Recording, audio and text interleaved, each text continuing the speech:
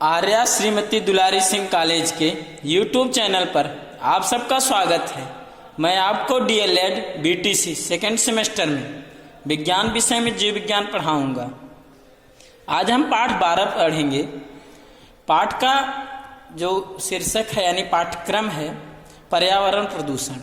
तो पिछले वीडियो में हम आपको इस पाठ में जो है पर्यावरण प्रदूषण का ध्वनि प्रदूषण और मृदा प्रदूषण बताए थे और इसके बाद आपदा के बारे में बताए थे। तो आपदा में प्राकृतिक आपदा में आपको भूस्खलन के बारे में बताए थे। आज हम आपको भूकंप या भूचाल के बारे में बताएंगे। तो चलिए शुरू करते हैं।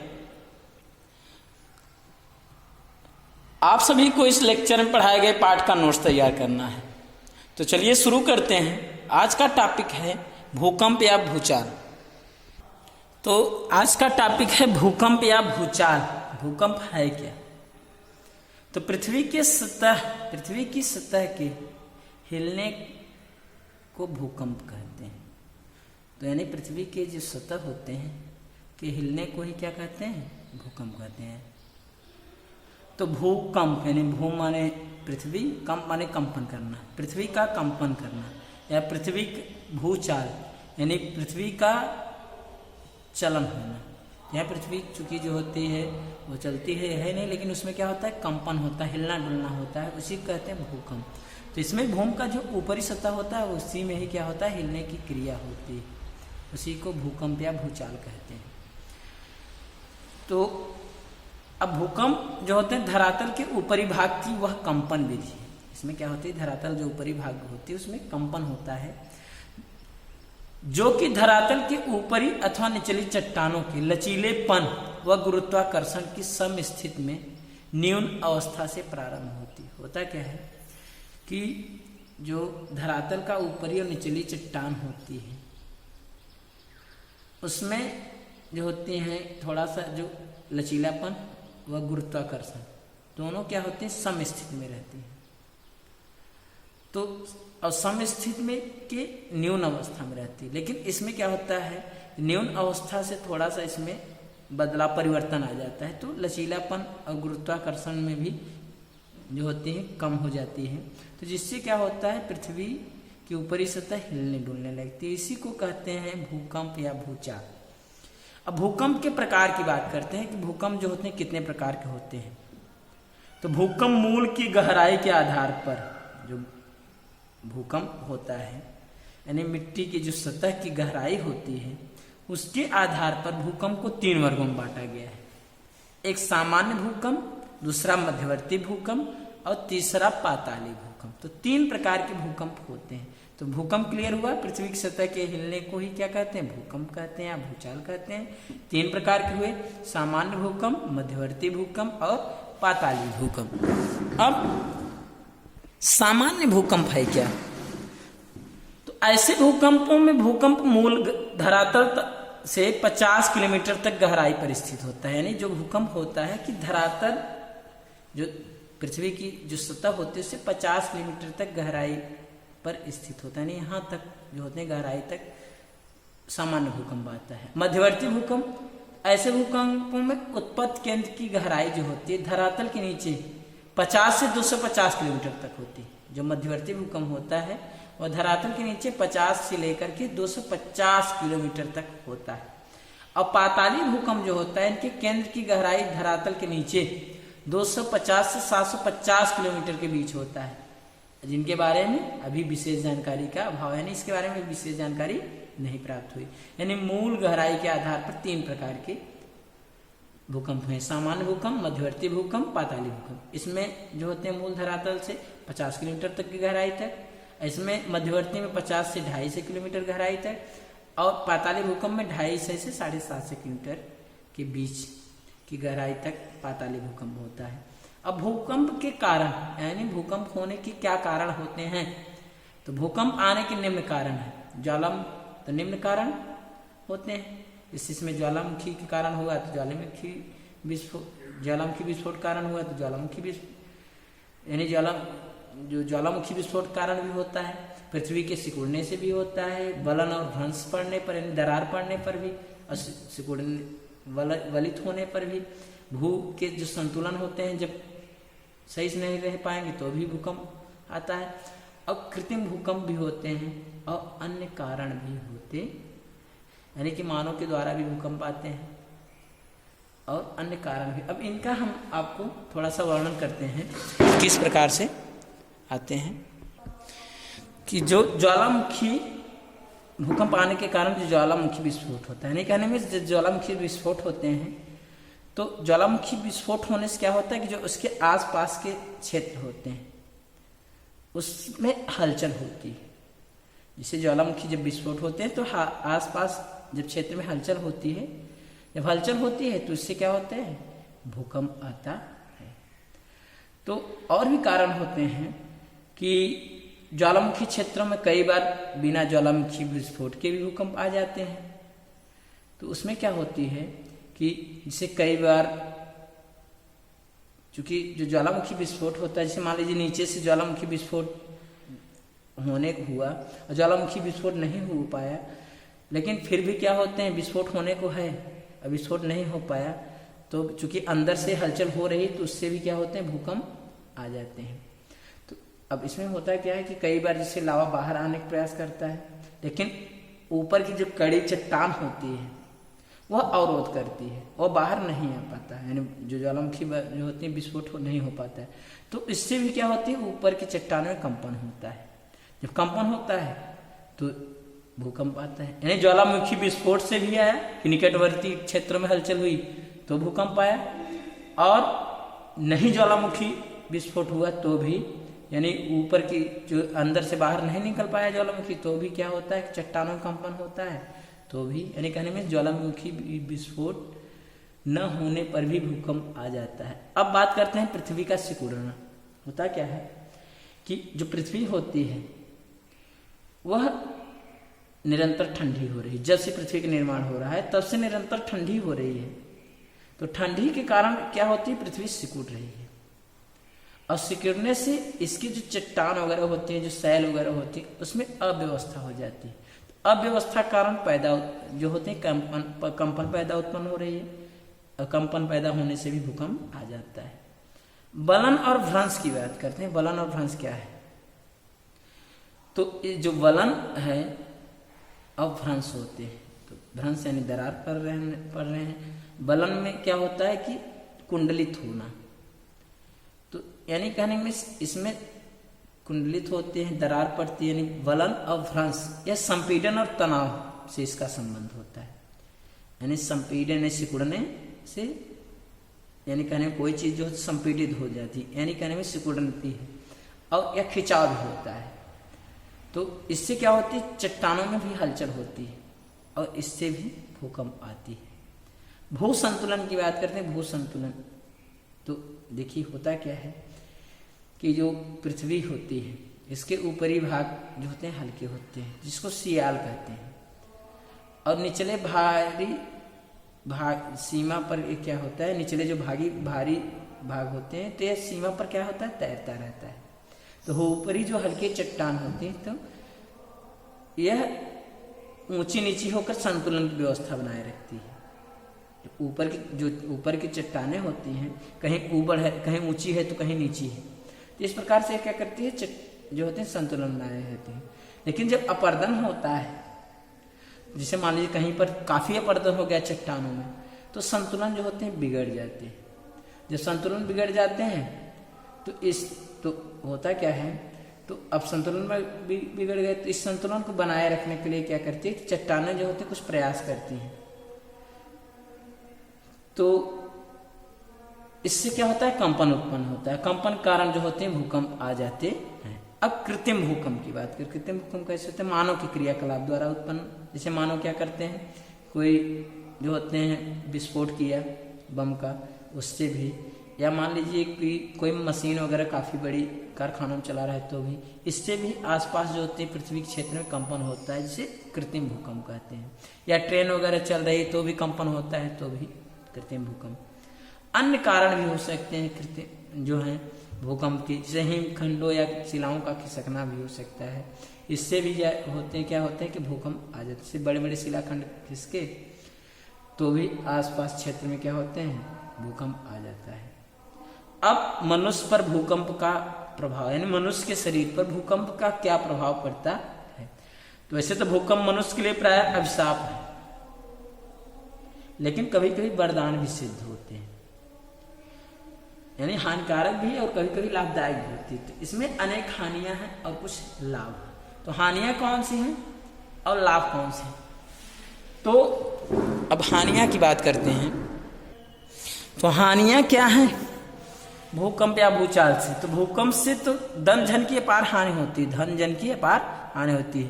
पृथ्वी के धरातल पर सबसे अधिक कंपन अब केंद्र पर होता है और सबसे अधिक क्षति भी क्या होती है, अब केंद्र के आसपास ही होती है। तो जो भूकंप होता है उससे जो होते हैं धन जन की काफी हानि होती है। अब पृथ्वी के धरातल पर क्या होता है, सबसे अधिक कंपन अब केंद्र पर होता है। तो अधिक क्षति कहाँ होगी, अब केंद्र के ही आसपास होगी। कई बार भूकंप से नदियों के मार्ग में रुकावट हो जाती है, तो उनका प्रवाह भी रुक जाता है। यानी भूकंप अगर मान लीजिए नदियों के समीप आया तो चट्टाने वगैरह मान लीजिए इधर उधर गिर करके पहुंच गई तो भी क्या होता है, मार्ग रुक जाता है। इस प्रकार नदी का जल जो होते हैं समीपस्थ भागों में घुस जाता है और बाढ़ आ जाता है। तो नदी के जल जो होते हैं आसपास के जल यानी अगर जल के अंदर भूकंप आया तो भी क्या होता है कि आसपास भूकंप आने से जो होते हैं नदियों का मार्ग रुक जाएगा, तो आसपास के समीप भागों में जल घुस जाएंगे और बाढ़ बन जाएगी। जब समुद्री भाग में भूकंप आता है तो बड़ी बड़ी लहरें उठती हैं, इससे जलयानों को भी भारी क्षति पहुंचती है। इसके अतिरिक्त तटीय भागों में समुद्री जल फैलकर भी भारी नुकसान करता। भूकंप से भूपटल पर बड़े बड़े भ्रंश पड़ जाते हैं, बड़े बड़े दरार वगैरह पड़ जाते हैं, जिससे यातायात में भी बड़ी बाधा पड़ती है। सड़क वगैरह पड़ गए तो भी जो है यातायात में बाधा पड़ेगी। भूकंप से पर्वतीय प्रदेशों में भूस्खलन बहुत होते हैं। जो पर्वतीय भाग होते हैं वहां पर भूस्खलन, बड़े बड़े चट्टान भी गिरते हैं, उससे भारी क्षति होती है। भूकंप से कई बार भीषण आग लग जाती है, जिससे भारी हानि भी होती। यानी भूकंप होने से जो ये हमने आप बताया कि ज्वालामुखी विस्फोट से भी भूकंप होता है, तो इससे भी क्या होती है, आग लग जाती है, इससे भारी हानि होती है। अब भूकंप से लाभ क्या है? तो भूकंपी तरंगों से हमें भूगर्भ का ज्ञान प्राप्त होता है। जो भूकंपी जो तरंगें निकलती हैं तो भूगर्भ यानी पृथ्वी के गर्भ में क्या वस्तुएं हैं, तो इसके बारे में हमको जानकारी प्राप्त होती, करने में सहायता मिलती है। भूकंप से भूस्खलन की क्रिया होती है। जब भूस्खलन क्रिया होती है तो अपक्षय में सहायक होती है, यानी टूटती है चट्टानें, इससे मिट्टी का भी निर्माण में सहायता मिलती है। अब कृषि को भी प्रोत्साहन मिलता है, खेती में भी सहायता मिलती है। भूकंप से बड़े पैमाने पर वलन या भ्रंश पड़ जाते हैं। जब वलन या भ्रंश पड़ेंगे इससे क्या होते हैं, पर्वत, पठार या घाटियां कई नई स्थलाकृतियों का निर्माण होता है, यानी जन्म होता है।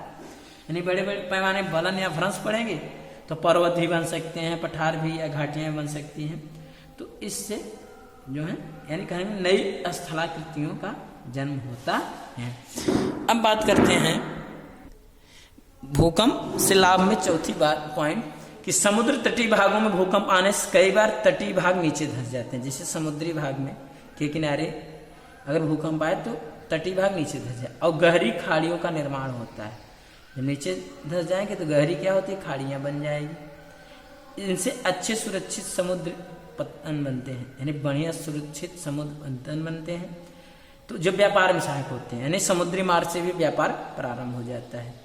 इसके विपरीत कई बार भूकंप आने से बहुत सा जलमग्न भाग समुद्र से बाहर आ जाता है। कभी कभी क्या होता है भूकंप आने से तो जलमग्न भाग समुद्र से बाहर आ जाता है और नए स्थलीय भाग का निर्माण होता है। तो यह भी बात होती है कि भूकंप आने से बहुत सा जलमग्न भाग समुद्र से बाहर आ जाता है, यानी जो उसके तल के भाग होते हैं बाहर हो जाते हैं और नए स्थलीय भाग का भी निर्माण। भूकंपों से धरातल पर बड़ी बड़ी दरारें पड़ जाती हैं, जिसे कई खनिज पदार्थ भी सुगमता से मिल जाते हैं। दरारें पड़ने पर जो खनिज पदार्थ होते हैं वो दिखाई देने लगते हैं, यानी सुगमता प्राप्त हो जाते हैं। भूकंप के समय भूभागों के धंस जाने से विस्तृत झीलों का निर्माण, यानी भूभाग अगर धंस गए तो बड़े झीलों का भी निर्माण होता है, जो मनुष्य के लिए उपयोगी सिद्ध होते हैं, यानी मनुष्य के लिए सिंचाई वगैरह में सहायक होते हैं, खेती की सिंचाई में। कई बार भूकंपी भ्रंशों से जल स्रोतों का जन्म होता है। इससे मान लीजिए कई बार भूकंपी भ्रंश यानी दरार पड़ी तो जल स्रोत का भी जन्म होता है, जो अंदर जल होते हैं वो भी बाहर दिखाई देने लगते हैं। यह मनुष्य के लिए लाभदायक होता है। इस प्रकार से भूकंप जो होते हैं अभिशाप भी है और वरदान भी है, दोनों। अब बात करते हैं बाढ़ की। बाढ़ है क्या? तो जब अतिवृष्टि होती है, अतिवृष्टि मतलब ज्यादा वर्षा होती है, यानी के कारण जब वर्षा जल नदी तटबंधों की, तो उसमें क्या होती है कि वर्षा जो होती है वर्षा जल यानी के कारण जब वर्षा जल नदी तटबंधों की सीमा तोड़कर, यानी नदी के जो बंद होते हैं उसकी सीमा को तोड़ करके अपने आसपास के क्षेत्रों में फैल जाता है, तो उसे बाढ़ कहते हैं। यानी कहने में जब ज्यादा वर्षा होती है, यानी अधिक वर्षा होती है, तो जो वर्षा के जल नदियों में एकत्रित होंगे, फिर नदियों में भी नदियों को भर करके फिर उसके बांध को तोड़ करके आसपास क्षेत्रों में फैल जाते हैं, तो उसी को बाढ़ कहते हैं। तो बाढ़ के कारण क्या है? तो बाढ़ के निम्नलिखित कारण है, यानी बाढ़ निम्नलिखित कारणों से आती है। पहली बात, भारी वर्षा और चक्रवात बाढ़ के कारण हो। भारी वर्षा के कारण भी बाढ़ आती है, और चक्रवात भी क्या होते हैं, चक्रवात से भी बाढ़ आती है। यानी कहने में नदियों के जल को भी क्या करती है, चक्रवात जो होते हैं उठा करके आसपास क्षेत्रों में ले जा सकती है, तो भी बाढ़ आ जाती है। अधिक वर्षा के कारण भी बाढ़ की स्थिति उत्पन्न हो जाती है। भारत के पूर्वी तट पर बंगाल की खाड़ी में तीव्र गति से चक्रवात से भयानक बाढ़ आती है। जो भारत का पूर्वी तट होता है पर बंगाल की खाड़ी है, वहां पर अगर तेजी से चक्रवात आए तो भयानक बाढ़ आ जाती है। नदियों के ऊपरी भागों में वनों की कटाई के कारण अचानक बाढ़ की भी स्थिति उत्पन्न हो जाती है। अगर नदियों के ऊपरी भाग में वन की कटाई हो गई, क्योंकि वन क्या करते हैं कि जल की धारा को रोकते हैं, तो उससे भी क्या होती है कि बाढ़ की भी स्थिति उत्पन्न हो जाती है। और भी बातें हैं, जैसे कि रेत और बजरी जमाव से, जैसे मान ली चट्टाने टूट टूट कर क्या करती है, रेत और बजरी निर्माण करती है। अगर यह नदी में पहुंच गई तो नदी तक ऊंचा उठ जाता है, जिससे सीमावर्ती क्षेत्रों में भी बाढ़ आ जाती है। जब ऊंचा उठ गया तो उसके जल जो होते हैं आसपास पहुंच गए तो भी बाढ़ आ जाती है। कई निम्न क्षेत्रों में जल निकासी की व्यवस्था न होने के कारण भी बाढ़ उत्पन्न होती है। यानी वर्षा हुई और जल निकासी नहीं हुआ तो एकत्रित होकर भी बाढ़ का कारण होता है। अब बाढ़ प्रभावित क्षेत्र में लोगों के लिए कौन से करणी और कौन से अकरणी कार्य करने चाहिए, यानी कौन से करणी कार्य है, कौन से अकरणी कार्य है, ठीक। यानी कौन से कार्य करना चाहिए, कौन से कार्य नहीं करने वाले कार्य को करणी कार्य, नहीं करने वाले कार्य को अकरणी कार्य कहते हैं। तो करणी कार्य कौन से हैं? जैसे बाढ़ पर अग्रिम सूचना और सलाह के लिए आकाशवाणी समाचार सुनिए। यानी बाढ़ आ रही है कि नहीं हो रही है, इसके लिए आपको हमेशा क्या, आकाशवाणी समाचार सुनना चाहिए। बिजली के सभी उपकरण जो हैं बंद कर दीजिए। अगर मान लीजिए कंडीशन बन रही कि बाढ़ आ सकती है तो बिजली के जितने भी उपकरण है बंद कर देना चाहिए। कीमती सामान और कपड़ों को बाढ़ के पानी की पहुंच से दूर रखिए, यानी पहुंच से दूर रखना चाहिए। वाहनों और फार्म के पशुओं को ऊंचे स्थानों पर पहुंचा दीजिए, यानी इनको ऊंचे स्थान पहुंचा देना चाहिए। सभी कीटनाशक को पानी से यानी जल से पहुंच से दूर रखना चाहिए, क्योंकि कीटनाशक कारण जो होते हैं जल में कीटनाशक पहुंच करके जलीय जीवों को मृत करेंगे, और इसके साथ अगर मनुष्य शरीर में पहुंचे तो मनुष्य के लिए भी हानिकारक होते हैं। घर से बाहर जाने पर बिजली और गैस को बंद कर देना चाहिए, और घर छोड़ने से पहले सभी खिड़कियों और दरवाजों को भी बंद करके ताले लगा देना चाहिए, जिससे कोई और अंदर न घुस करके आपके सामान को उठा ले जा सके। अब अकरणी कार्य की बात करते हैं। कौन से कार्य जो होते हैं नहीं करना चाहिए? तो बाढ़ के पानी में पैदल या कार में बैठकर यात्रा मत कीजिए, यानी कहने में इसकी बाढ़ के जल में पैदल या कार में बैठकर यात्रा नहीं करना चाहिए। बिजली के खंभों या तारों के आसपास मत जाइए, यानी कहने में उसके आसपास नहीं जाना चाहिए। यदि बाढ़ के पानी में यात्रा करनी पड़े तो किसी लाठी या डंडे का सहारा लेकर जाइए, यानी अगर लाठी डंडे लेकर जाएंगे आगे अगर गड्ढा रहेगा तो आपको पता चल जाएगा, इससे आपको डूबने का खतरा नहीं रहेगा। छोटे बच्चों को अकेले बाढ़ के पानी में मत उतरने दीजिए, यानी छोटे बच्चे को बाढ़ के पानी में अकेले नहीं जाने देना चाहिए। तो यह हुआ अकरणी कार्य। बाढ़ तो हो गया, अब सूखा की बात करते हैं। सूखा है क्या? यानी अनावृष्टि जब होगी, यानी कहने में इसकी जब वर्षा नहीं होगी तो काफी दिनों तक, तब उसमें क्या होता है कि जल की कमी हो जाती है। तो जल की कमी से जो होते हैं खाद्य पदार्थों की का भी अभाव हो जाता है। तो जब अभाव हो जाता है तो उसी सूखा कहेंगे। तो यानी प्राकृतिक आपदा यह भी सूखा है। तो सूखा का तात्पर्य बड़े पैमाने विस्तृत क्षेत्र में जल की कमी है। जल की कमी के कारण खाद्यान्नों का अभाव हो जाता है। उसे सूखा कहते हैं। यह एक प्राकृतिक आपदा है। अब सूखे से बचाव के लिए क्या उपाय करने चाहिए? तो सरकार तथा जनता ने सूखे से बचाव के लिए निम्नलिखित उपाय किए। कौन कौन से उपाय जो होते हैं अपनाने चाहिए? तो सूखाग्रस्त क्षेत्रों में भूमिगत जल, वर्षा जल और धरातलीय जल को नष्ट होने से बचाया जा रहा है। यानी कहने में सूखे से बचाव के लिए क्या किया जाए, पहले से व्यवस्था किया जा रही है सरकार द्वारा कि जहाँ सूखाग्रस्त क्षेत्र होते हैं वहाँ के जो भूमिगत जल है उनको, और जो वर्षा के जल है उनको भी क्या कर गड्ढे वगैरह में एकत्रित करते हैं, धरातलीय जल को भी क्या कर लिया जाए, उसको भी एकत्रित करके नष्ट होने से बचाया जा रहा है। फिर इसके बाद फसलों को हेर फेर की भी द्वारा ऐसी फसलों की खेती की जाती है जो कि सूखे को सह सके। यानी इस प्रकार की खेती की जा रही है। जैसे मान लीजिए जब जल है तो ऐसे फसल बोए जाए कि जिससे कि वो जल से आसानी सूख सके। फिर इसके बाद जब मान लीजिए थोड़ा सूखा पड़ रहा है तो ऐसी फसलें बोनी चाहिए जिसकी जड़ें गहराई तक जा करके कुछ जल को एकत्रित करके भी पैदावार दे सके। तो हेर फेर करके फसली बोई जानी चाहिए। तो जल सिंचाई की लघु योजनाओं पर भी अधिक जोर दिया जा रहा है। यानी जो जल की सिंचाई की जो लघु योजना होती है, जिससे हमारे तालाब वगैरह गड्ढे वगैरह खोद करके भी सिंचाई की पर जोर दिया जा रहा है। नहरों को पक्का करके पानी की कमी को भी दूर किया जा रहा है। नहर वगैरह को चूंकि नहर अगर पक्का रहेंगे तो जल जो होते हैं मिट्टी के नीचे नहीं ज्यादा जाएंगे, यानी कि धरातल नीचे नहीं जाएंगे, इससे बचे रहेंगे। यानी उनका उपयोग किया जा सकता है, इससे पानी को नष्ट होने से बचाया जा सकता है। शुष्क भागों में स्प्रिंकलर जल सिंचाई विधि का प्रयोग किया जाता है। यानी जो स्प्रिंकलर जल सिंचाई विधि होती है, यानी बौछार के द्वारा जो होते हैं सिंचाई किया जाता है। सूखाग्रस्त क्षेत्रों में पीने का पानी और पशुओं के लिए चारे का प्रबंध किया जा रहा है। क्योंकि सरकार द्वारा जो होते हैं सूखाग्रस्त क्षेत्र होते हैं वहां पर पीने के पानी के लिए पशुओं के चारे के भी प्रबंध किया जा रहा है।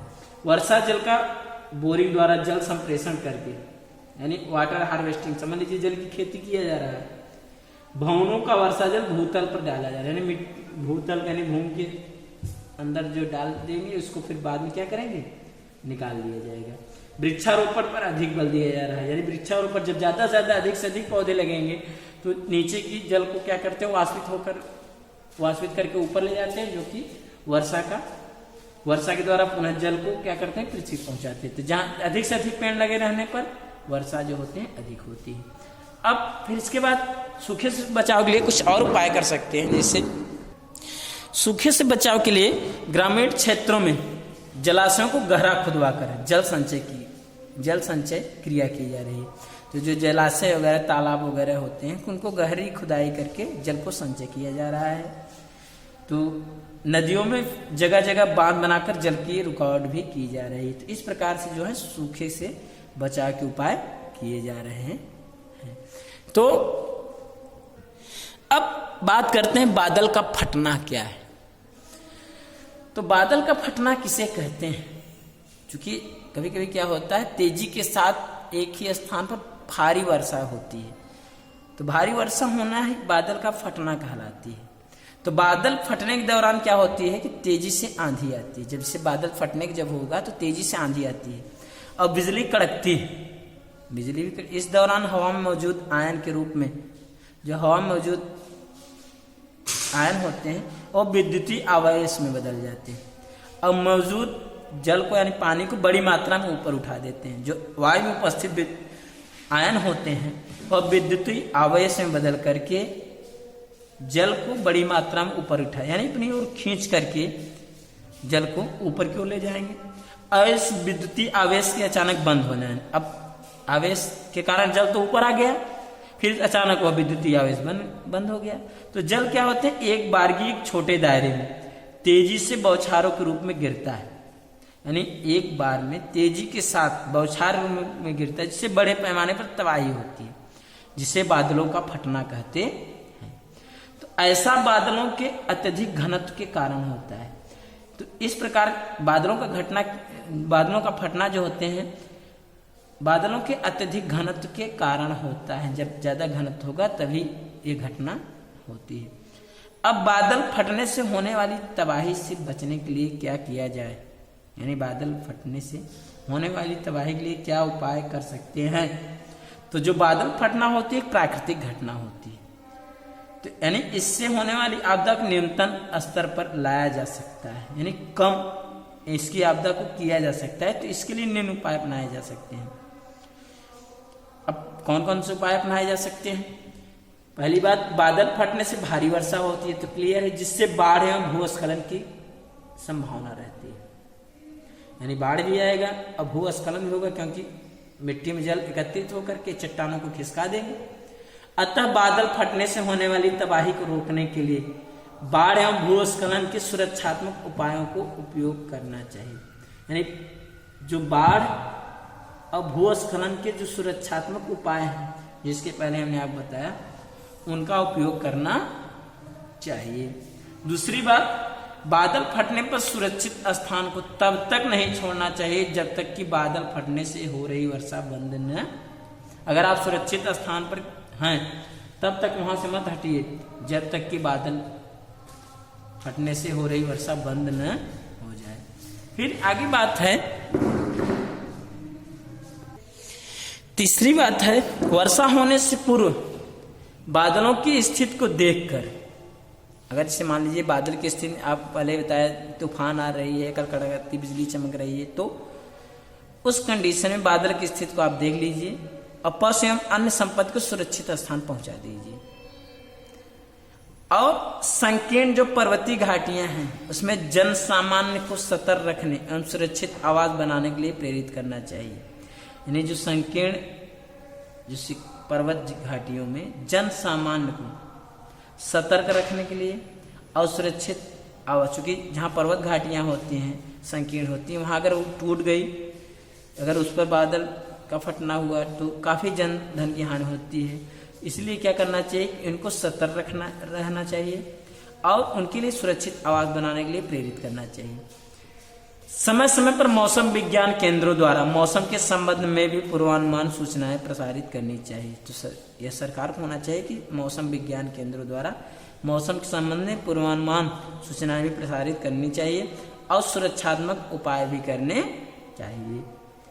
जन सामान्य को बादल फटने की घटना और इससे होने वाली आपदा से अवगत कराना चाहिए। यानी जो जन सामान्य है, जो जनता है, उनको बादल फटने की घटना के बारे में और इससे होने वाली जो आपदा है इससे अवगत भी करानी चाहिए तथा सुरक्षात्मक उपायों की पर्याप्त जानकारी भी जिला आपदा प्रबंधन संगठन द्वारा भी प्रदान करनी चाहिए। यानी कहने में जिले से भी, जो जिले में आपदा प्रबंधन संगठन है उसके द्वारा भी जानकारी प्रदान करनी चाहिए।